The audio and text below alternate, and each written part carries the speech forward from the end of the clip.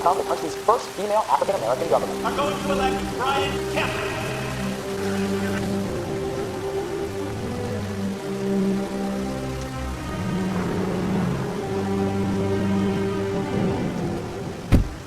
And has this ever happened to you before? Never. How long have you been voting? All my life, ever since I was old enough. But I've been voting right here ever since 1968.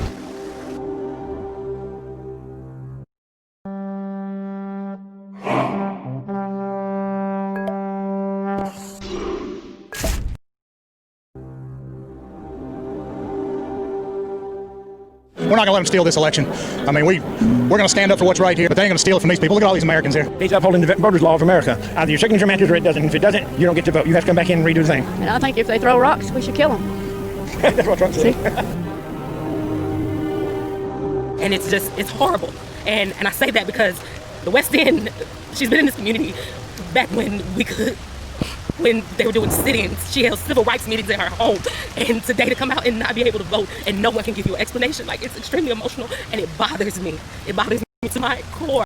Like, there's actually no record of her whatsoever voting in any election whatsoever, and it's ridiculous. I'm sorry. And that day, all over Georgia, other voters found their names just vanished from the voter rolls. Who took away their vote? I'm Brian Kemp. I'm so conservative. Got a big truck, just in case I need to round up criminal illegals and take them home myself. Brian Kemp. Yep, I just said that. Used his special power as Secretary of State of Georgia to simply cancel Christine Jordan's voter registration. Who would benefit from removing Mrs. Jordan from the voter rolls? In just 2 days, the people of Georgia are going to elect Brian Kemp. Well, thank you, Mr. President. We're so glad that you have Georgia on your mind. But Kemp had a problem. In 2014, an investigative reporter with Rolling Stone named Greg Palast got his hands on a secret, highly confidential computer file from inside the office of the man in charge of the voter rolls, Secretary of State Brian Kemp. The list targeted an astounding 580,000 voters. For 20 years, reporter Greg Palast has been investigating attacks on the right to vote. Look, here's a number that I uncovered. 340,134 voters. They were removed illegally from the voter rolls of Georgia before the 2018 midterm election. That's a lot of voters. They're removed by a Republican state official who's the guy who's running for governor.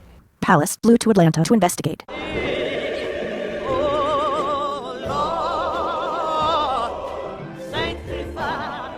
When I'm at the Ebenezer Baptist Church, I happen to run into the leader of the Democrats in state legislature. Her name is Stacey Abrams. The Republican officials, they have begun a process of removing voters. So I showed her the list, and she was like, what the heck is this? She's never seen this. And I'm deeply concerned that our Secretary of State, that someone who works for the people of Georgia, has decided to spend his time and energy trying to purge voters as opposed to what a Secretary of State should be committed to, which is enfranchising voters to the best of his ability.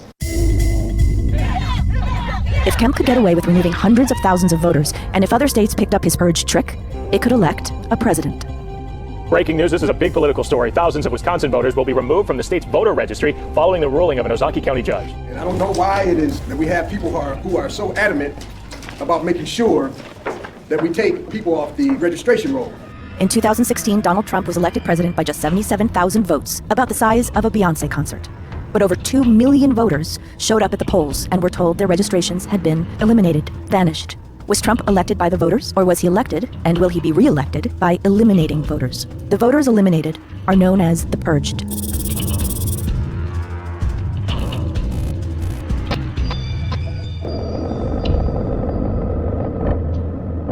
How can we come to this point where there's no love at all for a whole group of people who are not going to understand when they go to vote why they're getting hassled? Wisconsin's Republican legislature had voted to eliminate 129,000 voters, 6 times Trump's teeny 2016 victory margin. The state said they moved. They left the state. Palast questioned one of the voters Republican officials said had left Milwaukee. This is Sequana Taylor.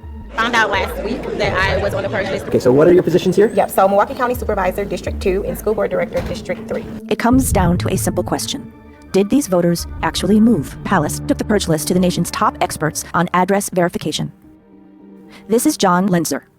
Well, we've worked for everybody from Home Depot to Amazon. I've worked for 300 to 400 different companies. They use advanced address hygiene to correct their databases and make sure they have the correct address of their customers so that their mailings are more accurate. We use 240 different data feeds from all kinds of companies, subscriptions to magazines, your mortgage address, pretty much anything you subscribe to. And they maintain a file of a person's correct address. I would think that whether it be the state of Wisconsin or the state of Georgia or other states that have used these techniques would be well advised to use advanced address hygiene. They'd save a lot of money and have a more accurate result. They know where I'm at. They know where to find me. It's not hard.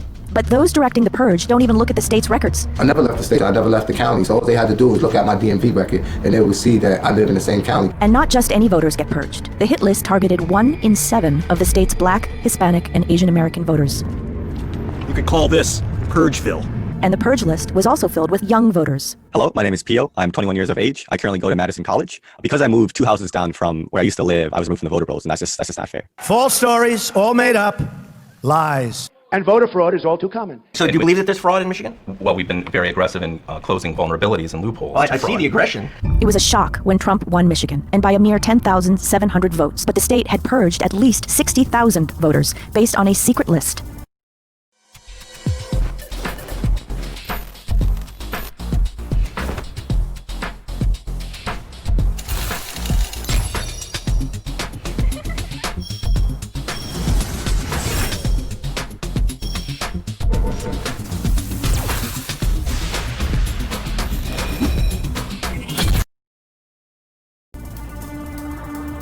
Palast went to investigate, surprising the Secretary of State of Michigan with the secret purge list. 499,092 Michiganders are on this suspect list. Is this to eliminate fraud, or is this to eliminate voters? It's to clean our voter lists and ensure why that would there's you- no vulnerability now- for fraud. Statistical experts who have looked at this list say it's heavily overweighted against minorities because it's just basically a list of common names. I'm not familiar with Michael that. Brown, Jose Garcia. Could you imagine that would be a problem? In terms I did not know Brown was identified with one race. No, Brown was a common name in America, and It's a black very name. common name. It's a very common black name in America. Yes. I've known a lot of white Browns. I am urging my supporters to go into the polls and watch very carefully, because that's what has to happen. I am urging them to do it. They're called poll watchers, a very safe, very nice thing. But if I see tens of thousands of ballots being manipulated, I can't go along with that. Yes, Jesus loving. Yes, Jesus loving. Yes, Jesus loving. This is Christine Jordan's home, the one they said she'd left. I grew up in Atlanta. So, when I grew up around constantly hearing about the civil rights movement and everything that people have done for us to get this power, and to know that it was taken away from my grandmother, next year it could be taken away from me. You never know. And I was just really hurt, and I really couldn't believe it. I could not believe it.